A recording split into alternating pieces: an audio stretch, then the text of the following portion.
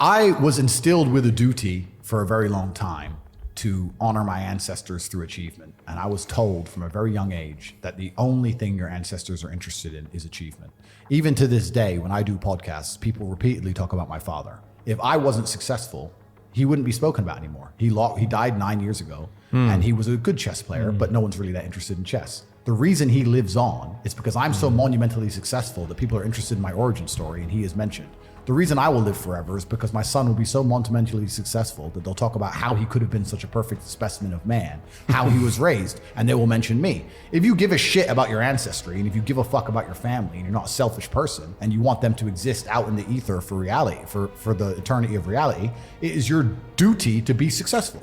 So if you love your family and you love your last name and you're proud of yourself, then you have a duty to be massively monumentally successful, to show homage to your ancestors. I find it amazing there are people out here today who are going to sit and say, oh, I'm sad, I'm too depressed, I don't want to work hard. Do you understand that only 200 years ago, there were peasants out working a field, starving, surviving the Black Death, surviving the plague, struggling to exist just to reproduce, so that 200 years later, you can be the end of their bloodline for you to sit on your ass and do fucking nothing. You're like, well, you're a fuck up. You're fucking up your entire bloodline of your entire ancestry. You owe these people things. They went through hell for you to exist. You have a debt, you have a duty to pay. You have to be the best possible version of yourself. And the same to God. God loves people who try.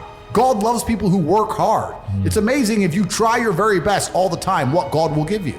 He'll give it to you, anything you want, if you actually try. Not convincing yourself you try, actually try. They're different things. But yeah, I was instilled with this because from a young age, my dad said, you're a Tate. And Tates are the greatest people on the face of the planet. And there's gonna be a day I'm not here anymore, and they're gonna talk about me because of how fantastic you are. So go do your fucking job. And I said, yes, sir. And here I am.